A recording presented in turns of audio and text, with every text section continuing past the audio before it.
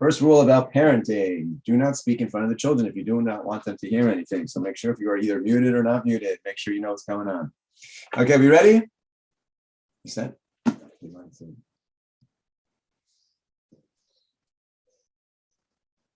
Okay, good evening, everyone. Sorry, I didn't start recording, and I got a couple of requests to record. 1 second. I think Shira's recording. Being recorded also? Okay. Shira, is that right? Yep, we're recording. Amazing. Thank you so much. Best non-tech person ever. Anytime. Okay, officially then, a good evening, everyone. So we are very excited to offer, to really share just some words together, to talk this through. One of the most important things is being involved in the aspect or thinking about what it is that you're involved in, particularly parenting. We go through so many different times of year, and there are certain times of year that are, I don't want to say more important, but are more maybe intense, significant or meaningful times of the year. And the more that we're holding or thinking about, invested in parenting, particularly during those moments, the more successful we'll be as we go through them. Particularly Pesach is obviously comes along with its own challenges, timing, scheduling, so many things that are different. It's a significant night. We want it to go right. We have ideas in our head, the way that it should go. And so particularly these moments, it's worth it to spend an evening really just talking through, getting prepared about the various challenges that we'll face, a couple of practical suggestions and solutions to some of those, so that hopefully all of us will experience them in a most positive way that we particularly can. Ideally, what we're really looking to do, of course, during Pesach is create the most positive experience, the context for a positive experience for our children, our grandchildren. That's what we want. We want them to walk away from the experience and just recognize or just feel it was good. They feel good about themselves, feel good about their family, feel good about Yiddishkeit. That's what we want. And the problem is that it's such a stressful, intense, and difficult time without thoughts in terms of how we're going to do that. Very often our great dreams are shattered along the way because it doesn't come out the way that we wanted because of all of the other things that are taking place. So that's why, just as words of introduction, it's really great to spend this time together to be able to get ourselves ready in every way possible to have a positive experience for our children, our grandchildren, and ourselves as we go through. So to begin, I'll turn it over to Rifki just to begin introduction of we're going to go through just a bunch of different points along the way and just see how that leads to a conversation on what we could do to make this parenting experience the best for us. Okay, so to help us create a context on Pesach, we both, I think separately actually, read an article that really resonated and spoke to both of us. And I sort of wanted to use that as a springboard for the whole discussion about our experience as a family over Pesach. And I start with this, we lead with this, mostly because I think it is so important to just normalize, validate the fact that for most people, expectations, dreams, all of that, they are not met for every single person in our family, for every individual that's at the Seder or is in our home for the entire Pesach. Everybody sort of has these different permutations of what their Pesach looks like. Everybody is in their home, they're in someone else's home, they're at a program, they're in a hotel, they're squished. In this place, everyone has their own room. So obviously all of those things create a different context. But what really creates the most different context is the people, like the human beings that we're talking about. And in particular, when we talk about children, recognizing that we are both very blessed to be children of parents. We are not, unfortunately, Zocha, we're not meriting to spend this Pesach with either set of our parents, and we all very much miss them, and I hope they miss us too. But it is just significant, I think, to note that those of us who have the privilege of being in both positions or have strong memories of being in both positions, maybe we don't merit to have our parents with us or alive anymore, but we certainly had experiences with them. And now we're in the role of parent or grandparent. Well, it's a lot of people to keep in mind. And so this article that we both read by Dr. Rifki Schwartz, who is, I believe, the assistant or associate principal at SAR, which is a very well-known high school in the New York area. Dr. Press-Schwartz writes very openly 3 fundamental principles that she has picked up along the way. You can find her article on the 1840 website. It's the number 1840, Forty. I'll share it in the chat as soon as I'm done talking and he takes over. I'll share the article in the chat. Rifki Press-Schwartz writes very frankly about her experience as a parent. She writes openly and honestly that she doesn't feel like she has more wisdom than anyone else, but she certainly has a lot of experience, both as a parent and as an educator, teacher, and administrator. And what she basically puts forth again are 3 principles, all of which essentially say the same thing, which is that parenting children who are actually humans is a very challenging, complicated task. And it is met often with a lot of frustration and a lot of disappointment. And she just creates a beautiful framework for why that is just the way that it is. And her approach is very much one of coming to a place of love and acceptance. And it is a very positive approach, but with a lot of recognition of the reality of the situation. And I just feel that her points are so relevant when it comes to Pesach, because as we've been talking about, anytime you have a Pesach, a holiday where the family gets together, a milestone, a life cycle event, all of the different personalities, all of the different strengths, and all of the different challenges that every member of our families has is going to be amplified, highlighted, and like literally put under a microscope. And Pesach, I think, is a really prime example for that. The Pesach Seder itself, in the exile, we have 2 of those. So the Pesach Sedarim, I should really say, are a really prime example for how you can see so easily the differences. What speaks to one person, what speaks to one child doesn't speak to the other. This child is noticing that that other child is so quick to answer questions and it's so easy for them to participate. And this one, you can't engage them. And this is the story of the Arba Banim, right? This is the story of the 4 sons. And without, turning this into a shir, I think we'll just acknowledge all the different ways of understanding the 4 sons, the 4 children that are present at the Seder. And I think we want to go into Pesach with the perspective of, but they're all here, right? There are, unfortunately, all sorts of reasons why somebody, a child, a sibling, a relative might not be at the Seder. Some are more painful, some are less painful, but the reality can be complicated. When the people are actually at the table, you've already accomplished so much. It means that everyone is connected, and our job just becomes a little bit more nuanced in how to help each person connect in their own unique way. And with Dr. Rifki Press-Schwartz, you can all read the article, and I'm not going to tell you too much more about it because I really do feel that it's the kind of thing that all humans should read. People in relationships, everyone should read this article. It's just really easy to understand and very much to the point. But what she really focuses on is the idea that no child will have all of the experiences, go through all of the changes, all of the progression, follow the formula, turn out exactly the way that you intend or expect them to be. That's the only guarantee in parenting, is that there is no guarantee, and that everything that is expected, you can expect only the unexpected.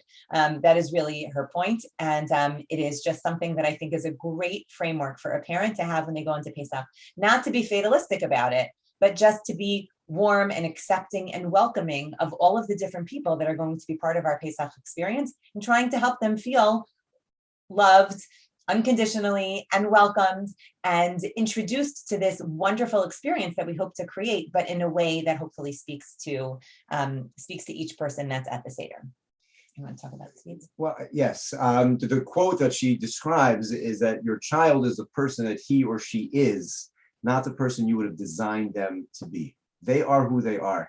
And the way that I have introduced many parenting workshops with the basic question of, which we'll begin tonight with, is do we conceptualize our children as a ball of clay that needs to be molded, or a seed which needs to be grown? Nurtured. And those are 2 vastly different perspectives on what it is that we're doing. And a lot of us as parents often think of our children as clay, and we think that we can shape them and mold them and put them into a form or a mold that we want them to be. But the much more accurate parable is that they're a seed. and we have to let them grow and become who they are. The really tricky part about that is that we don't know what kind of seed we were given when they're born. It doesn't come with instructions in a little packet that says exactly how much sunshine, water, or which type of earth pH balance it needs. We have no idea. Or what it's going to look like once it blossoms, right? And the amazing thing is, two parents who might view themselves as apple trees end up with a tomato plant as a child, and they have to figure out, we don't know anything about tomatoes. That's true. And trying to make a tomato plant into an apple tree never will work. And simply the idea of each child is who they are, not what we want them to be, not what we dreamed for them, not what we yearn. We can have those dreams, of course, but the reality is we have to make sure that it fits with the actual seed that we're nurturing in front of us. And all of this to say, we'll get into Pesach in a moment now, these moments, these significant moments of the year, particularly the Seder, we want so much for our children, we want the experience, and remembering that what we have in front of us is really what we have to nurture, make sure that we are focused on that. This is as relevant to parents nurturing their own seeds as it is to grandparents watching their seed grow. And grandparents also have this, I would say unspoken, but it's sometimes the messaging is so clear to us grandchildren, what it is that the grandparents want or yearn for. And sometimes the grandchildren don't necessarily meet those expectations. And this is also the opportunity just to highlight recognizing what the grandchildren, just like our own children, what they are, and making sure that we are nurturing that and celebrating each child for what it is. Okay. Let's run into a couple of unique aspects to, I'm just going to link the article. Couple of unique aspects to Pesach. So this is not in any particular order, just going to go through a bunch of different things and just make sure that we're all, again, the more that we speak about it, the more that we'll be prepared, and the better, hopefully, we will do as we get there. Number one, no schedule. Everything that we work for, whatever level of schedule a family creates during the year, whatever that is, and from the type A to those who are the opposite of type A, whatever it is, but it's all out the window come Pesach, starting with when that last day of school, kids are home, Erev Pesach, and then we have the Seder, everything, and then the whole next week, a whole week, there's no school, there's no structure, there's no anything. That is complicated, and it has to be recognized that we do not have a routine for a significant period. It's like 10 days of no routine. And acknowledging that is the first step. Once we acknowledge it, we can then move to some other steps. So I think the first thing is to just, once we've established the fact that things are going to be topsy-turvy and a little bit chaotic and out of control, is to be very forgiving of ourselves and to be very forgiving of our children. And of our spouses. And of our spouses, right. And anybody else that might be living in the house for that week. And that is just to say, to try and lower expectations to a realistic standpoint. People's behavior is not going to be the same when people don't sleep well and they're not eating normally and they're all out of whack. We can expect more challenging behavior than, and this is true not just of small children, this is true of teenagers, this is true of young adults. The very fact, the range is from the small child who's used to having a certain schedule, because they're in school every day, to the children who've been living out of the house for so long, and now they've come back home and they're just not used to having like so many adults around, like watching everything that I do. The vast range of people who are having to adjust is just in a lot of families is quite significant. So just to sort of understand that things might not go so smoothly, and to let as many things go as possible, but keeping in mind that it is probably a good idea. It's probably best for everyone's physical, mental, and maybe spiritual health to create a couple of very, very basic, and I mean very basic, rules or principles that create some kind of structure. We all know this to be true. All the research shows that children benefit from structure. Okay, maybe not at, an infancy, that's, I know, like a hot topic, that's a big debate, but certainly by the time children get to be school age, they do better with structure, with expectations, and it creates a greater sense of security in the child. And we don't want all of those constructs that we've created to just completely disappear. That can be very unnerving for a child. Like they can feel very unanchored. I don't think that's a word, but you know what I'm saying. When all of a sudden, like anything goes, right? So if we decide that we're just going to be very lax, and if the kids don't like Pesach food particularly, that we're going to be okay with them eating potato chips for lunch, and potato sticks for dinner or something like that, that's okay. But maybe we want to create some kind of structure, like, not more than one bag, or, or we were joking before we were talking about this, like, I'm okay with them having, ice cream for breakfast. Not that Pesach ice cream is so good, but they have to brush their teeth first. Just something that the children know, like, oh, all hell hasn't broken loose. There is still some semblance of normalcy in this house. We have not given up on everything. And I think the key there is, like I said, coming up with just a couple of very, very basics. And that is going to be different for every family. But let's say for us on Chol Hamoed, the kids can't go on their video games or their whatever it is that they like to do until they have brushed their teeth and davened, and preferably also gotten dressed, right? And, that might be at 8:00, that might be at 11:30, kind of depending on when they decide to join the land of the living. But just that's something that has become sort of our, I guess, like our go-to rule over summer vacation, winter vacation, Pesach break, whatever it is. That's something that works. But the key is that it's communicated very clearly. We remind the kids of it. We review it. We state it clearly. It is something that we can pretty easily follow up on. If we hear the TV on or something downstairs and we know the kid's playing a video game, it's a very quick check-in. We don't even have to say, did you? We just say their name. They're like, I already brushed my teeth and I already davened and I'm kind of dressed. We'll get that kind of response. So it really needs to be something that you can follow up on that's like doable for the family. But I do think it just creates a bit of a sense of structure, a sense of balance. And so that's just, give us a little something. Yes. Over these very wacky 100%. Next 10, 12 days. And so just like in a spiritual sense, like the davening, whether or not it's appropriate that to go to minyan, depending on the age of the child, that it just should be some form of structure. It's also helpful to have things like that, which is not in a spiritual way. Like how many hours of outside time do you have to have, especially for the younger children? There's just like, it's expected. There's an expectation that's set. You're not going to be on a screen all day long. But if there's not a realistic expectation of you must be outside for whatever it is, 1 hour, 2 hours, you pick whatever it is, then it just becomes where we as parents get so frustrated. They're on their screens all day long, but we haven't set any expectations otherwise. And that's what's going to happen. A child without any other expectation will be on a screen all day long. So there's got to be an expectation of you need to daven, you need to be outside for X amount of time. That way, when they're on the screen, it's like, okay, this is okay screen time. And then when they're not, it's like because we set the structure for what it is. And that kids crave the structure. There's no tension. There's not the yelling, the screen. Why are you on this? Like there's a basic amount of structure, and it's just helpful to anybody. For younger kids also with a bedtime, that's gonna be like totally thrown off. Just adjust it. Okay, so bedtime is 2 hours later, an hour and a half, whatever it is, but there's still a time where it's a structured time. It's Pesach. It's 11:30, but it's 11:30, everybody goes to bed. At least the parents go to bed 11:30. The kids can do whatever they want. But just to try to create some form of structure is helpful to everybody. Okay, moving along.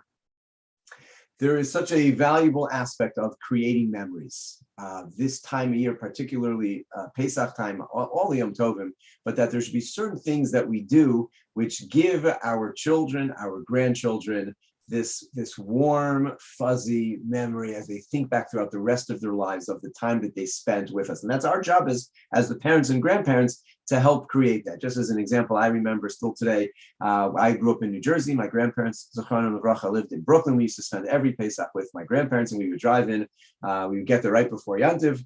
And my grandmother was always frying latkes, potato latkes, as we would come in the door. There was a smell. We would walk in and you knew, it's Pesach tonight, because that was our snack, before the Seder, as we would get it, me and my cousins would arrive. And to this day, when I smell potato latkes frying, I think oil and my cholesterol level. And then I think, it brings me back to my grandparents' Seder table. And we can do things like that. It's our homes. We can manipulate the experiences with certain types of foods and the smells, the games, the songs, the things that we do. Some of the things we don't even realize, but we're creating those memories. But certain things we could do on purpose to provide that for our children as part of the Pesach experience. as we talk about, I was up the Seder. You have something that's wanting to cover that? No, go ahead. So the Seder itself should be kid focused. I assume everybody who's on this particular Zoom has children or grandchildren that will be there. And that should be a focus. How to do so is very complicated because there's so many things going on at the Seder. There are the grown-ups, there are various aged level children, some who are older, younger, and they need different things and they want different things. And so it really takes a lot of forethought of how are we going to provide this? What are we going to do? One of the things, I'm going to have an entire talk on this next week, details of the games, but games are so valuable to allow the children an opportunity both to shine and to be engaged. If you've ever actually tried to tell the Pesach story as a story, it's not easy. You really have to be an expert to both as a storyteller and on the actual story to engage children in this as a story. It's hard to do that. Right, doing that through the Haggadah is not necessarily the most engaging, modern engaging way to do it. That's hard. It really is. But games, and I'll just share in this particular forum, a game like bingo is the easiest, and it allows all of the aspects of the Pesach story to be brought out through the game that you play. Again, I'm going to talk about this more in depth next week, but something to be focused on. Games are very powerful, and you might think, no one's going to play. I'm telling you, everybody wants to win always. Even if they think they don't, and they tell you they don't, they do. People do. And so as soon as you play a game, people are interested.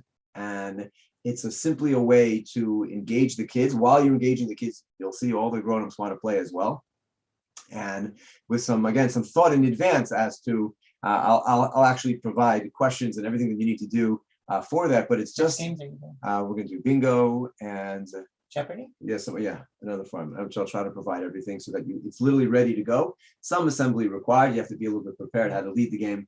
But what else do we do? Family Feud? We've done a bunch of different things, and it works. It simply works to engage the kids because this is the section of the Seder that's engaging the kids, and it's for them, and it gives them the opportunity to really to shine and to feel good about themselves. And the game, of course, has to be structured towards the age and knowledge of the kids so they're ready and able to do so. Right, and at a certain age, the kids can be involved in making the games, and this is something that you came up with. I don't remember. One of us came up with at some point. Because we wanted to make sure that when we had guests that our kids were still a part of the Seder. But what ended up happening was that for the child who was less interested in sharing a Dvar Torah that they learned in school, or the child who didn't always know the answers to the questions that you would ask. That's how we originally started, was everybody who asked a question at the Pesach Seder got a candy. And then all the adults want to ask questions and the kids want to ask questions. And it became for like a year or two, that was our thing. We got great candies. Yes. We were giving them out. It was a lot of fun. But until they started asking questions like, why do we get candy? How many candies did I get last night? Like silly questions. But what that allowed for was just that we saw very easily, some kids don't have questions. Like they're not engaged on that, let's say, intellectual level. And for those kids, games are a lot more engaging very often. And again, a game can be, like a game like Jeopardy, which allowed us to do easier questions and harder questions, or, got children involved in coming up with the questions, or if that wasn't their thing because they're not the most academic, but they could create the game board, or they came up with the rules for the game and they were in charge of running the game at the Seder. So that put them in the spotlight at the Pesach Seder, which otherwise wasn't going to happen because they weren't the ones that were going to be giving over, very long Divrei Torah, although sometimes they surprise you. But for the most part, they were not going to be those children. And so this was a nice way for us to be able to engage them. And the same is true for all adults, right? Not every adult has the capacity to sit and focus for such a long time reading through the Haggadah. That can maybe not be as engaging for adults, but games are engaging for everyone. And just to pick up on that idea, if you in advance, you have each person create a certain number of questions. Let's say you want to do a Jeopardy game or some other type of, true or false kind of questions, in which each one of the participants at your Seder table, you tell them, you need to come up with, like 3 questions that are aimed at this age bracket. It requires other people to show up and to be engaged. And at the end of the day, right? That's what it's about. That's what it's about. Before we talk about the Hashem part, I'll just mention one thing that I also have found that is fun for me, but also fun for our kids, which is the decor. And I think this has become something that a lot of people do now. They decorate their house. We have like a big ocean that we open up in the dining room, and we have Kriyas Yamsuf, and we have, although most of our frogs, I think, have died. All of our toy frogs, we used to have hundreds, and now we have very few left. So, that's become a popular thing. You can go into almost any Judaica store and buy a bag of plagues. So you have the ones your kids came home from school with, and then you have the ones you spent $30 at the Judaica store for, which is really ridiculous. And all the other things that you can decorate your table with. And that's great. And I think, I know people who do all sorts of very, very creative things. You can look up online. There are a ton of different options. But one thing that I have found, especially as you have younger children who then become older children, and my kids know I like to throw things out, but the things that I have saved are their projects, their Haggadahs. Anything that has my kid's face on it, I'm most likely going to save. So I'm a little ruthless, and very often they have, every year they come home with another Haggadah. Well, thank God. Like, how many Haggadahs that don't say anything in them? They just say Kadesh or Chat, and there's a different kid in the class, performing that particular thing. Well, it's very nice, but I'm not as interested in what, so-and-so did, 18 years ago when they were in preschool, if it's not my own kid's face. So I've actually torn out the pages that just have our children, and I've saved them, and I use that as the decor. And for my kids, that is one of the highlights of the night, is looking around the dining room and laughing our heads off at how little everybody was and how cute they were, and the things that they wrote. We have quotes from them and things like that. And if you're blessed to be from a house where your parents didn't throw everything out, so maybe, I think for kids, there's nothing more fabulous than like looking at their parents' old yearbooks. We've tried to take them away, but like, wow, they really think those things are great. So if we were to have, I feel like the kids would die to see our old Pesach Divrei Torah or Pesach, games or whatever, pictures of us when we were younger, anything that helps the kids relate to us, the parents when we were younger, the grandparents when they were younger. And of course, like, I can't mention this without saying what I know you always say, which is like in the Freundlich family, the Pesach Seder was always an opportunity, a time for your grandparents to talk about the Holocaust, and about their revenge, about how, neither one of them ever thought they would survive the hell that they were in, and to be sitting at a Pesach Seder, to be sitting at a table that is filled with Jewish children, Jewish adults who care about Pesach, who love Pesach, and who are talking about Jewish survival. There is something really powerful about being able to share those experiences with our kids and to tell them stories. So we are not blessed anymore to have survivors at our Seder, but we are certainly, hopefully, carrying the torch for them and talking about their stories at our Pesach Seder.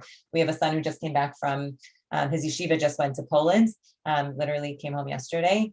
And I'm very, very much hoping that his stories, his experiences in Poland, in the camps, and throughout their time over the last week, that will help bring the Mitzrayim experience, the experience of Mitzrayim and of Yetziat Mitzrayim, to help really bring it into focus and make it something that's more real. One other thing just on creating memories before we get to the next thing, before we get onto some more practical things. If you are of the type to take pictures on Erev Yontiv, it is a great family tradition, which we have not done. I don't think so, but it is an amazing thing. You if can you never get do that, in. even if it's not so formal, and then make sure you keep them, laminate them, and have them from year to year. If you could begin every Pesach Seder and you'll have these pictures out there on the table, you'll see over the period of 3, 4, 5, God willing, more years. And you're like, oh, you look back and remember that Seder where the people who were there, and you just see the kids grow and it's an amazing thing, particularly if you take some pictures around the Seder table that's prepared right before Yom Tov starts. Is really a great thing to have those pictures printed out, laminate them. I know it's not done anymore, but it's an awesome thing to then tuck them away in your Pesach box and put them out there on the Seder from year to year. Really a great way to create those stories and memories just as you begin. The other thing I want to talk about the actual Seder, before we talk about some other practical things around this time of year, is the Seder is all about, really from a religious perspective, it's all about telling the story of Mitzrayim, because that is the source of our emunah. It's the source of our belief in Hashem. One of the challenges that we have as parents, particularly in the more modern world, is that we don't regularly talk about Hashem. It's just not something that comes up regularly at our Tuesday night dinner table or even our Shabbos table. And it's something that really needs to more in general be part of our language and something that we share with our children, that we bring Hashem into our lives, that we acknowledge His presence in this world. And it's a challenge. It's a real challenge. And something literally somebody this week called me from New York.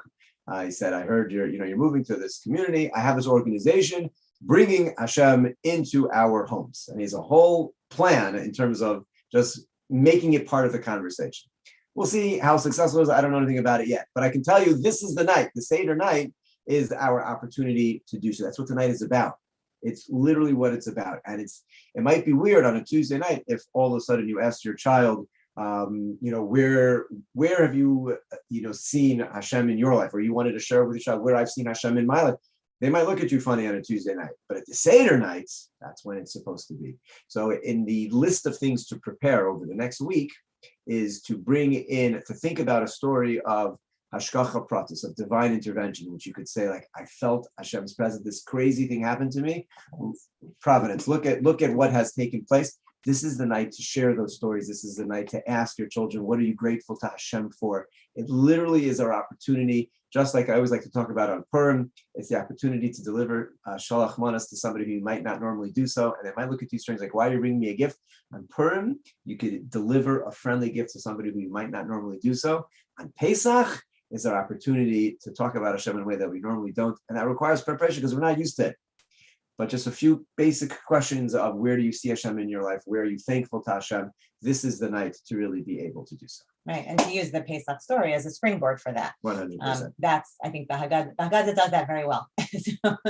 So if we can, take a page out of that book and then hopefully make it part of our more, daily conversations, that's the goal. Okay, let's talk a couple practical things as we get ready for Pesach. Okay, so something that comes up, I think, very, very often, especially on that Erev Pesach day. I think this year, I think our kids are only off from school on actually Erev Pesach. And this is obviously, I will acknowledge, far more challenging to accomplish if you're not in your own home, or if you're somewhere where everything is, prepared for you. But certainly for people who have their children at home, even if you're not home, with a little creativity, I think you can figure this out. We wanted to talk, I think this is an important point, to talk about required helpfulness.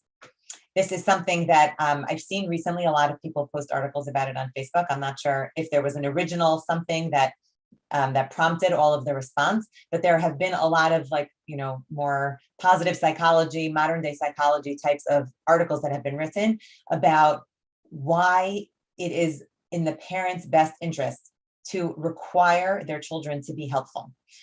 Not because it's actually helpful, because it's often not. It's almost never actually helpful. You might have to redo what they did 3 times. But the goal is to invest the child with a sense of responsibility, a sense of self-confidence and self-esteem, and that I matter and I contribute, and there's an expectation of me and I can meet it. And so there is obviously a range of things, like we try to start our kids and we have very, very, very low expectations. We are blessed to have a housekeeper who when she comes, I'm begging her not to clean everything up so that some children actually have to clean up after themselves. Very often we fall into the trap of, I'll just do it myself because it's faster. But when you can come up with a couple of very, very basic chores, a couple of very basic tools. I think during COVID, this was, at the height of COVID, when everybody was home and there was nobody coming to help anybody clean for the most part. A lot of us got really desperate. And so we got better at requiring helpfulness from our children. It was just, we didn't want to lose our minds, so we required their helpfulness. But it is not something I think that parents should expect from children. It is something we can hope our children will come up with on their own, especially as they get older.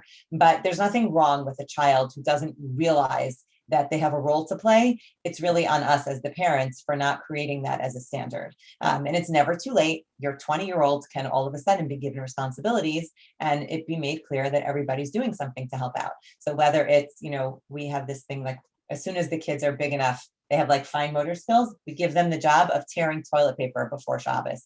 It's better for the toilets not to have tissues going in them. So that's a job, is tearing toilet paper. And it's something that a really young child can do.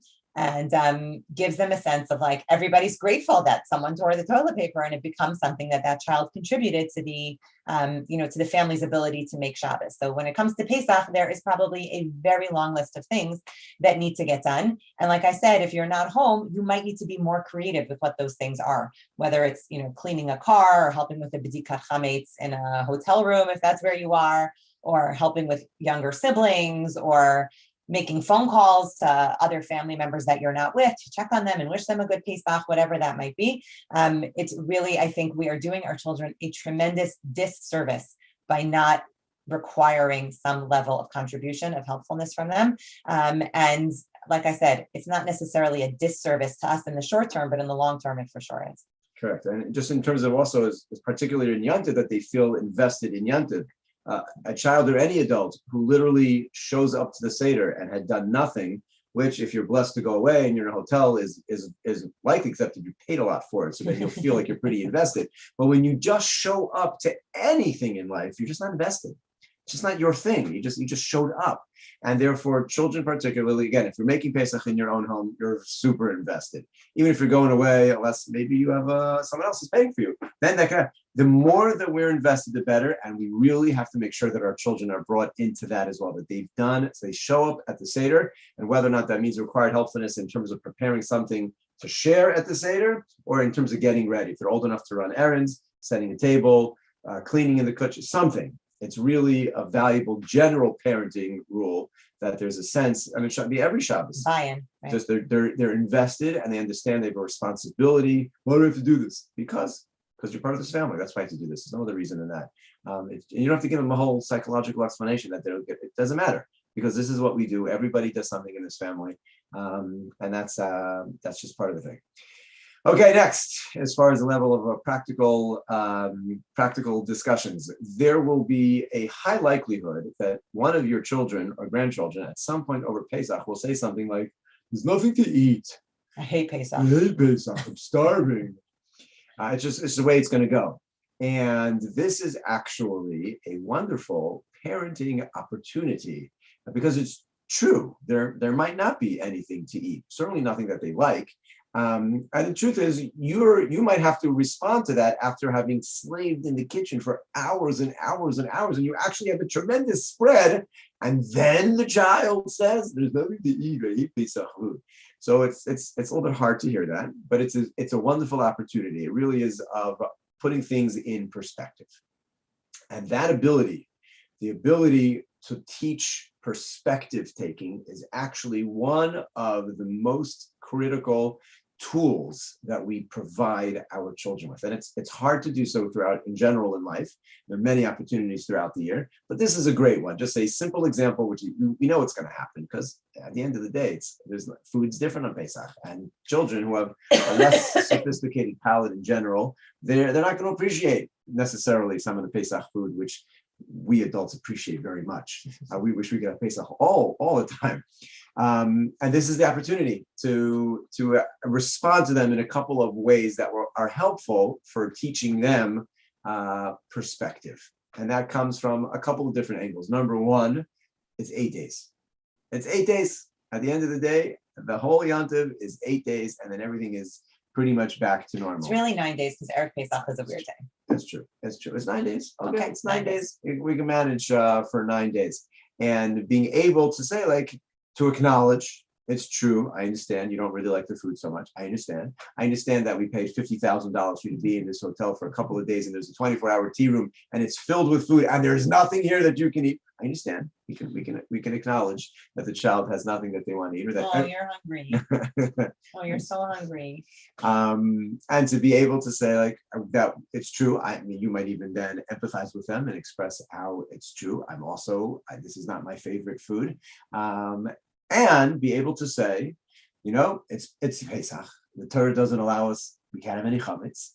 And this is our opportunity to experience the Yantiv, and whatever words are appropriate for whatever age child it has, to be able to frame it, to grab the opportunity and frame it as, we're going to manage, we're going to smile our way through it. It's going to be okay. It's going to be as good as it can be. As just as an example, we have, Rifki just mentioned, our son came back from Poland. So I was receiving a steady stream of questions about certain food items, if they were kosher in Poland, because they didn't have any particular hechsher. There was no OU, there was no chafgei, there's no nothing. But its products they're sort of familiar with, Dr. Peppers and certain types of chocolate bars, but there was just no hechsher. I would receive daily questions, can I eat this, can I eat this? I have no idea what you can eat in Poland. If it doesn't have a hechsher, the chances are no, you can't eat it. Like, I'm starving, there's no food in the program, all the way. And, we sort of had to have a conversation like, you're in Poland, you're going to Auschwitz today, you're not starving.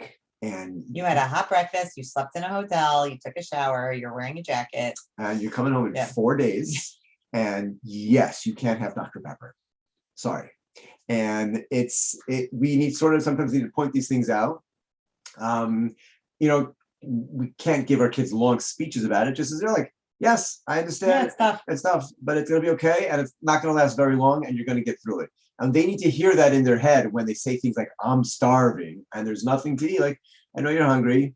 You can have another apple or another potato and it's okay. And that's sort of how it's going to be. It's just opportunities to point out to them, being able to see the big picture and perspective and manage things that aren't perfect, because we know it's coming this Yantiv. And so we just need to be prepared to help them through it. Okay, I'm just going to add one last point, and then we'll see, I guess, if anybody has any questions or comments that they want to share. It's funny that I'm doing so much 1840 quoting. Yes. One of our kids shared a podcast with me recently that I just had a chance to listen to earlier today. Also on the 1840 website or 1840 podcast, which is hosted and run by someone named Rabbi David Shefkin, who's like the head of education, I think, at NCSY.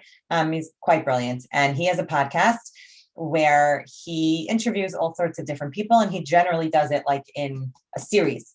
So the topic that he has been tackling for quite a while is the concept of intergenerational divergence, which is actually the context in which Dr. Rifki Schwartz wrote her article. Intergenerational, I can barely say it, intergenerational divergence is just a fancy way of saying what Dr. Rifki Schwartz said, which is like, kids don't come out the way you think they're going to. They're never going to be the same as you, and they're not going to be the same as each other. And every generation to generation, there's a lot of divergence. And so in that context, he has been interviewing different parents and children. One podcast that I listened to quite a while ago already was the podcast where Rabbi Menachem Penner, who we had the privilege of having him and his wife Adina here. He is the dean of Smicha at REIT, right? At YU.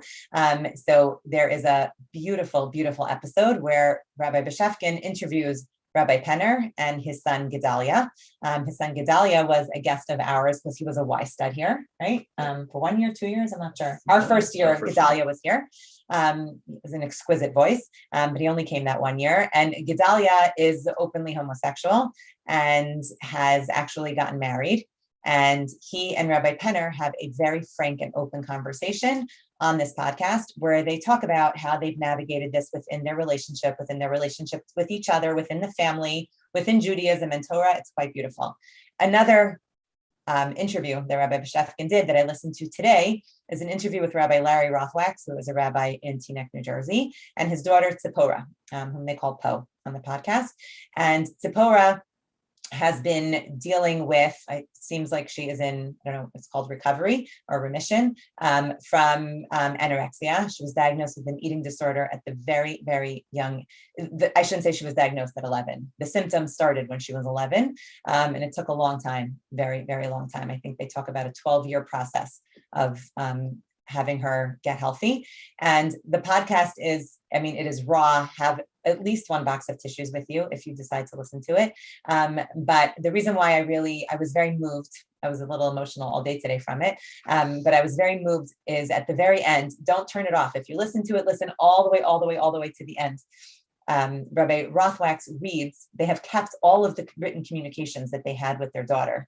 Rabbi Rothwax in particular happens to be an excellent writer, but he, for many, many months at a time, when their daughter was in different residential programs in different hospitals, they weren't allowed to speak to her on the phone. That's part of the rules. And he explains, or she explained, that typically that's a privilege that you earn as you begin to heal and get better and reach different milestones in your recovery. They allow you certain privileges, and one of them is speaking to your parents. Well, with the exception, I think, of her first hospital stay, she never got to that point. she was really entrenched in her disorder. And so they made an exception and allowed her to receive emails from her parents. She was never allowed to write back, and she wasn't allowed to speak to them on the phone, but they did allow her to receive emails from her parents. And so her father in particular, I'm sure her mother as well, but her father was the one who was interviewed, wrote tons and tons and tons of letters. And I mean, like so many. They've kept them all. And he reads one of them at the end of the podcast. And it was written Erev Pesach. And I'm not sure I'll ever go into another Erev Pesach the same way after listening to him read this letter, where he basically is addressing the fact that she is not with them this year because she's being treated, and they traveled all over the United States to get her treatment. She was in many, many different sites in inpatient programs. And he's writing to her, acknowledging that she is not going to be there and how heartbroken they are that she can't be with them, but that they know that she is working towards coming back to them and the healthiest version of herself. And it's beautiful in the way that he writes to her, how she is so missing at their table and how much they are looking forward to having her back. But he also writes a very beautiful idea, just I guess a more modern day understanding of the concept of the Rambam, who says that every individual, that every individual has an obligation to view themselves, to actually live the experience of leaving Mitzrayim. And for so many people, that is, like we were saying before, the closest thing we've gotten to that is thinking about the Holocaust, because that was for so many of us a very real lived experience. We spent so much time with the people who came out of that hell and know what that is like, to have a geula, to have a Yeshua, to have a salvation, right? They felt the salvation sitting at the Pesach table with their descendants. They understood the pain and they understood the joy following their deliverance. And Rabbi Rothwax writes that the other way of reading, I guess the more Hasidish way of reading the concept of Mitzrayim is Mitzrayim, right? Is that a person has an obligation to see themselves as though they are coming out of their constricted, painful place, from their tsar, from their very, very narrow space. And he writes that their hope is that their daughter can begin to envision herself coming out of this most difficult, really a stranglehold that was on her and had completely taken over every aspect of who she was, her personality, everything had been changed by the disorder. And he writes just so beautifully about the idea of being able to envision oneself coming out on the other side, and what that experience will be like, how that geula, that personal redemption, that personal salvation will really give her the opportunity to experience a Yetziat Mitzrayim in modern day terms.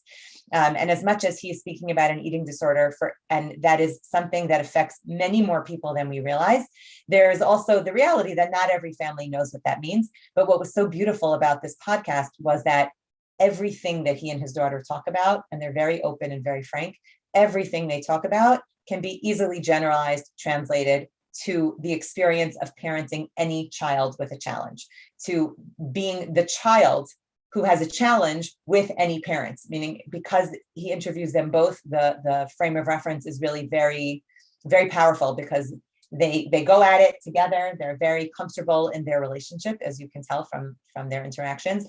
But everything that they talk about is so relevant to all of us who are on either the parent or child, or maybe both, ends of facing any kind of challenge, any kind of mental health challenge, any physical health challenge, any learning issue, like you name it, it is all applicable. And the hope, of course, is that we are all able, despite the challenges that we are each given, and everybody has them, that despite the challenges that we're given, whether they are physical, mental, spiritual, intellectual, whatever they might be, that we have the capacity to support each other as we're facing them, and also to have the capacity to envision ourselves coming out on the other side and experiencing what we hope is a real geula, a real sense of redemption.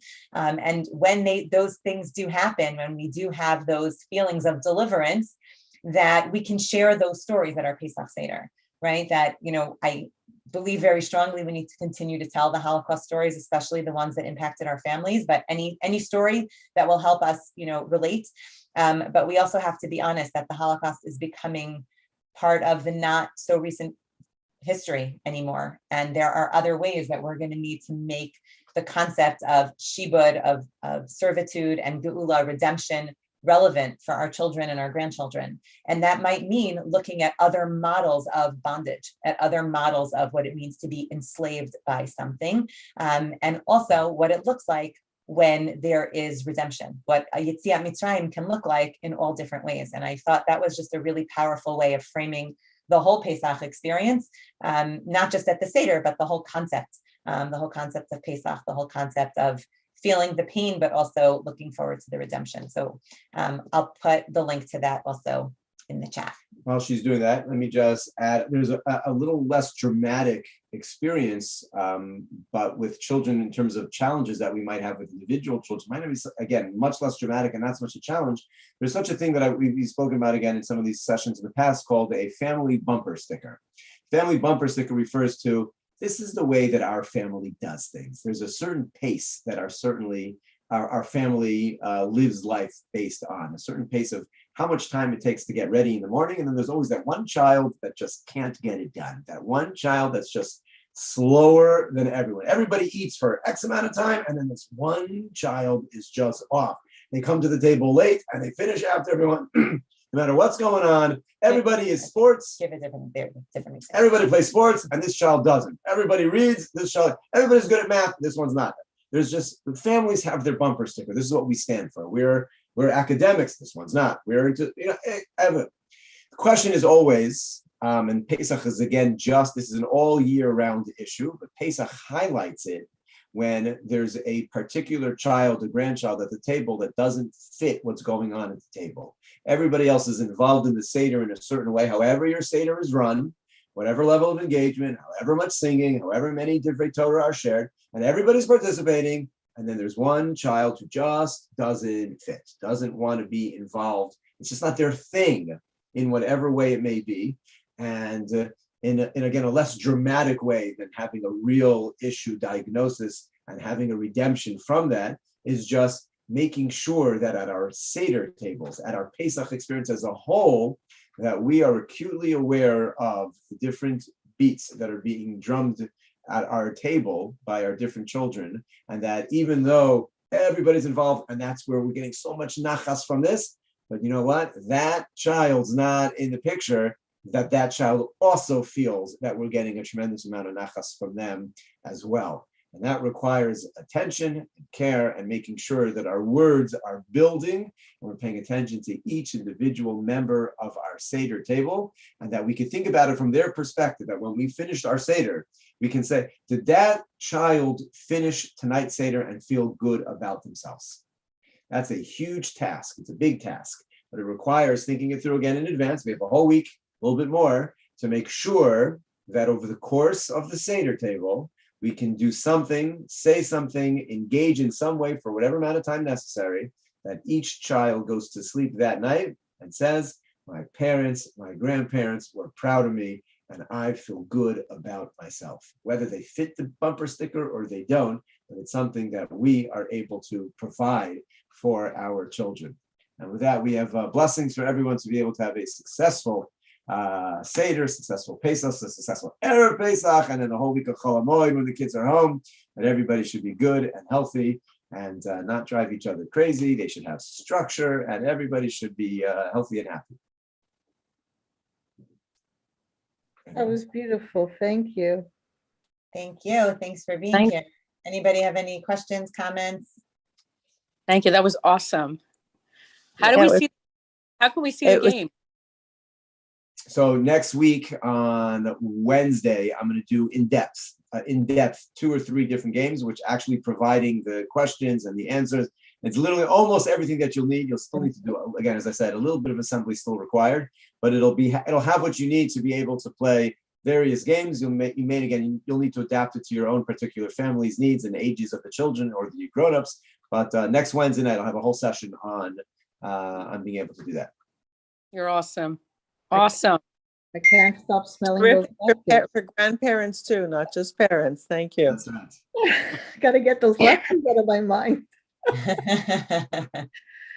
It's a good idea. I can just see your I don't even know your grandmother. I could just see it. Beautiful memories. Thank you. Yes. You're such a cute couple. Oh, I never saw you together like that. So cute. All the best. Lots of nachas. Yeah. Yeah, not to nachas. Thank you, guys. You're amazing. Everybody, Thank you. Thank Be you. well. Chag Good luck. Shevet Sameach. Thank you. good luck. Amen. Amen. Amen. Have a Thank good you. night. Thank you. Bye. Dreams.